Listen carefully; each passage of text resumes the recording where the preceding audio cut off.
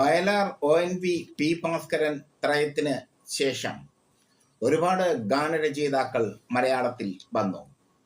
ബിച്ചു തിരുമല വന്നു, യൂസഫലി കച്ചേരി വന്നു, പൂവച്ചൽ ഖാദർ വന്നു, ചുനക്കര രാമൻകുട്ടി വന്നു.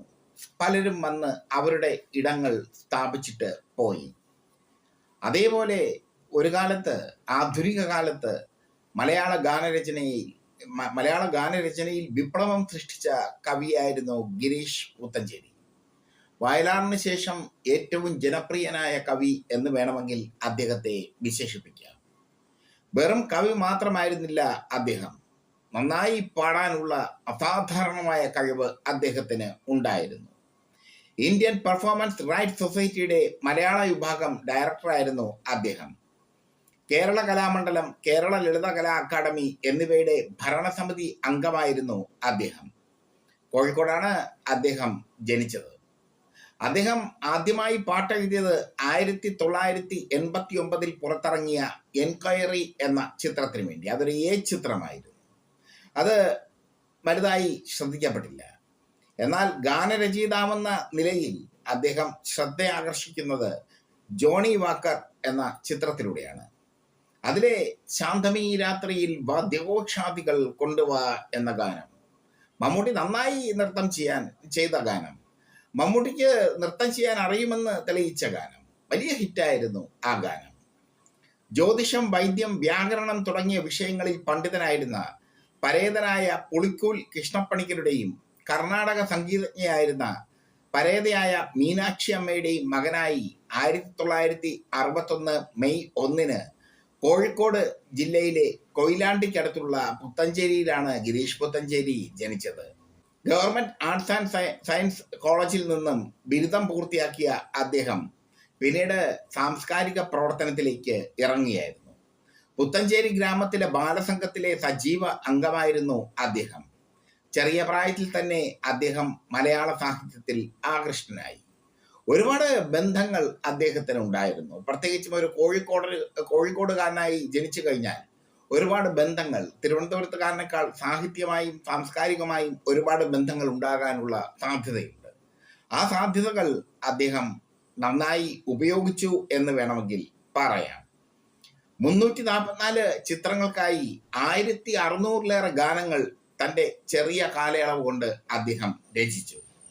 ശാന്തമീ രാത്രിയിൽ വാദ്യഘോഷാദികൾ കൊണ്ടുവാ എന്ന ഗാനത്തിന് ശേഷം പ്രണയവർണ്ണങ്ങൾ എന്ന ചിത്രത്തിലെ ആരോ വിരൽ മീട്ടി മനസ്സിൻ മൺവീണയിൽ എന്ന ഗാനം, ബാലേട്ടനിലെ ഇന്നലെ എൻ്റെ നെഞ്ചിലെ കുഞ്ഞു മൺവിളക്കൂതിയില്ലേ എന്ന ഗാനം, മാടമ്പിയിലെ അമ്മ മഴക്കാറിന് കണ്ണിറഞ്ഞു എന്ന ഗാനം, ഇങ്ങനെ കുറേയേറെ ഗാനങ്ങൾ.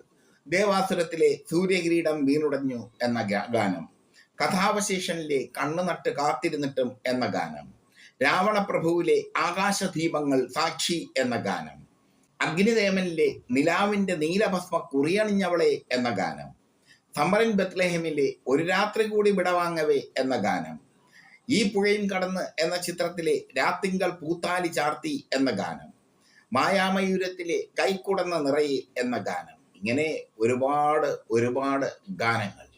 ഓരോ ഗാനങ്ങളിലും അദ്ദേഹം തൻ്റെ സിഗ്നേച്ചർ ഇട്ടു. ഗാനരചയിതാവ് എന്നതിൽ ഉപരി വടക്കുംനാഥൻ എന്ന സൂപ്പർ ഹിറ്റ് ചിത്രത്തിന് തിരക്കഥയും എഴുതി അദ്ദേഹം. ഷഡ്ജം, തനിച്ചല്ല എന്നീ കവിതാ സമാഹാരങ്ങൾ അദ്ദേഹം പുറത്തിറക്കി. അദ്ദേഹം മലയാളത്തിൽ പൊന്നിൻ വിലയുള്ള താരമായി നിൽക്കുമ്പോഴായിരുന്നു അപ്രതീക്ഷിതമായി അദ്ദേഹം വിടവാങ്ങിയത്. 2010 ഫെബ്രുവരി 10 അദ്ദേഹം അന്തരിച്ചത്. 48 വയസ്സായിരുന്നു അദ്ദേഹത്തിന്. വയലാർ അന്തരിക്കുമ്പോൾ 47 വയസ്സ്, ഗിരീഷ് പുത്തഞ്ചേരി അന്തരിക്കുമ്പോൾ 48 വയസ്സ്. മസ്തിഷ്ക രക്തസ്രാവത്തെ തുടർന്നാണ് അദ്ദേഹം അന്തരിച്ചത്. അദ്ദേഹം അന്തരിക്കുമ്പോൾ മലയാള സിനിമയിൽ കാൽപ്പനികതയുടെ പരിമളം വിടർത്തി ഒരുപാട് ആസ്വാദകരെ സൃഷ്ടിച്ച ഒരു കവിയാണ് വിട വാങ്ങിയത്. ആ കവിക്ക് തുല്യം വയ്ക്കാൻ പിന്നീട് വന്ന ആർക്കും സാധിച്ചിട്ടില്ല. റഫീഖ് അഹമ്മദിനും മുരുകൻ കാട്ടാക്കടയ്ക്കും ഒന്നും സാധിച്ചിട്ടില്ല ഗിരീഷ് പുത്തഞ്ചേരിക്ക് പകരക്കാരനാകാൻ. പകരം വയ്ക്കാത്ത പദങ്ങളായിരുന്നു, പകരം വയ്ക്കാത്ത വാക്കുകളായിരുന്നു ഗിരീഷ് പുത്തഞ്ചേരിയുടെ പ്രത്യേകത. പകരം വയ്ക്കാത്ത വാക്കുകൾ കൊണ്ട് അദ്ദേഹം ആസ്വാദകരെ സൃഷ്ടിച്ചു. അദ്ദേഹത്തിൻ്റെ ജീവിതം ദുരിതമായിരുന്നു എന്നത് പലർക്കും അറിയില്ല. സിനിമയിൽ നിന്ന് കിട്ടുന്ന പാട്ടെഴുതി കിട്ടുന്ന വരുമാനമൊക്കെ അദ്ദേഹം സൂക്ഷിച്ചു വയ്ക്കാൻ മറന്നുപോയി. ലഹരിയുടെ കൈവഴികളിൽ എവിടെയൊക്കെയോ അദ്ദേഹം ഒരബദ്ധ സഞ്ചാരിയായി മാറി. ലഹരി പൂക്കുന്ന വഴികളിലൊക്കെ അദ്ദേഹം ഉണ്ടായിരുന്നു. ഞാൻ ഗിരീഷ് പുത്തഞ്ചേരിയെ 2 പ്രാവശ്യം കണ്ടിട്ടുണ്ട്. മുറുക്കാനൊക്കെ ചവച്ച് മുറുക്കിച്ചു വന്ന് നിൽക്കുന്ന ഗിരീഷ് പുത്തഞ്ചേരി, അല്പം സ്മാളൊക്കെ അടിച്ചു നിൽക്കുന്ന ഗിരീഷ് പുത്തഞ്ചേരി. അദ്ദേഹത്തെ കണ്ടുമുട്ടിയപ്പോഴൊക്കെ അദ്ദേഹം പറഞ്ഞത് വയലാറിനെ കുറിച്ചും പി ഭാസ്കരൻ മാഷിനെ കുറിച്ചും ഭരണിക്കാവ് ശിവകുമാറിനെ കുറിച്ചും ഒക്കെയായിരുന്നു. ഭരണിക്കാവ് ശിവകുമാറിനെ എല്ലാവരും മറന്നുപോയി. പക്ഷെ അദ്ദേഹം പറഞ്ഞു, ഭരണിക്കാവിൻ്റെ ആ മനസ്സിൻ്റെ കാതിൽ രഹസ്യങ്ങൾ എന്ന ഗാനം എന്ത് മനോഹരമാണ് ഷാജി എന്ന് പറഞ്ഞു. അതുപോലെ തന്നെ സീമന്തരേഖയിൽ ചന്ദനം ചാർത്തിയ ഹേമന്ത നീല നിശീതിനി എന്ന ഗാനം. അങ്ങനെ ഭരണിക്കാവ് ശിവകുമാറിനെയൊക്കെ അദ്ദേഹം മനസ്സിൽ പ്രതിഷ്ഠിച്ചിരുന്നു. അസാധ്യമായ വായന അദ്ദേഹത്തിൻ്റെ മറ്റൊരു പ്രത്യേകതയായിരുന്നു. ഒരുപാട് വായിക്കുമായിരുന്നു അദ്ദേഹം. അദ്ദേഹത്തിൻ്റെ ഭാര്യ ബീന, കുട്ടികൾ ജിതിൻ പുത്തഞ്ചേരി, ദിൻനാഥ് പുത്തഞ്ചേരി. ഒരുപക്ഷെ ജീവിച്ചിരുന്നെങ്കിൽ അത്ഭുതങ്ങൾ കാണിച്ചനെ അദ്ദേഹം. കവിതയുടെ രംഗത്തും സിനിമയുടെ ഗാനരംഗത്തും സിനിമയുടെ കഥാരംഗത്തും ഒരു പക്ഷേ സംവിധാന രംഗത്തും ഒക്കെ അദ്ദേഹം ഉണ്ടാകുമായിരുന്നു. ഗിരീഷ് പുത്തഞ്ചേരി വളരെ പെട്ടെന്ന് 48 വയസ്സ് മാത്രമാണ്, 48 വയസ്സ് മാത്രമാണ് അദ്ദേഹം മരിക്കുമ്പോഴുള്ള പ്രായം. വളരെ പെട്ടെന്ന് നമ്മളോട് വിട പറഞ്ഞു പോയി. സ്വന്തം ആരോഗ്യം ഒരിക്കലും അദ്ദേഹം ശ്രദ്ധിച്ചിരുന്നില്ല. പല പ്രാവശ്യം മദ്യപാനം നിർത്താൻ അദ്ദേഹം ചികിത്സ തേടി. പക്ഷെ മദ്യം ഒരു നീരാളി കൈ പോലെ അദ്ദേഹത്തെ വേട്ടയാടി. ഗിരീഷ് പുത്തഞ്ചേരി ഇന്നില്ല, പക്ഷേ ഗിരീഷ് പുത്തഞ്ചേരിയുടെ ഗാനങ്ങൾ ഇന്നുമുണ്ട്. ഗിരീഷ് പുത്തഞ്ചേരിയുടെ ഗാനങ്ങൾ ഒരു ദിവസം ഒരു പ്രാവശ്യം കേൾക്കാത്ത മലയാളികളില്ല. അസാധ്യമായ ഭാവനയായിരുന്നു അദ്ദേഹത്തിൻ്റെത്. ആ ആരോ വിരൽ നീട്ടി എന്ന ഗാനം ഒന്ന് നോക്കുക. വെണ്ണിലാവ് പോലും നിനക്ക് നെരിയും വേനലായി എന്നൊക്കെ പറയുന്ന ഒരു വിരഹത്തിൻ്റെതായ അസാധ്യമായ തലം സൃഷ്ടിക്കുന്ന ഗാനം, വിരഹത്തിൻ്റെ അങ്ങേ തലയ്ക്കലേക്ക് കൊണ്ടുപോകുന്ന ഗാനം.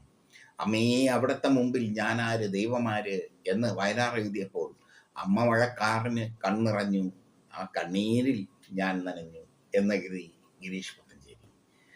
അച്ഛനെ കുറിച്ച് ഇന്നലെ എൻ്റെ നെഞ്ചിലെ കുഞ്ഞു മൺവിളക്കൂതിയില്ലേ, കൂരിരുൾ കാവിലെ മുറ്റത്തെ മുല്ല പോലെ ഒറ്റയ്ക്ക് നിന്നില്ലേ, ഞാനിന്ന് ഒറ്റയ്ക്ക് നിന്നില്ലേ എന്ന് പാടാൻ എന്ന് എഴുതാൻ ഗിരീഷ് പുത്തഞ്ചേരിക്ക് മാത്രമേ കഴിയൂ.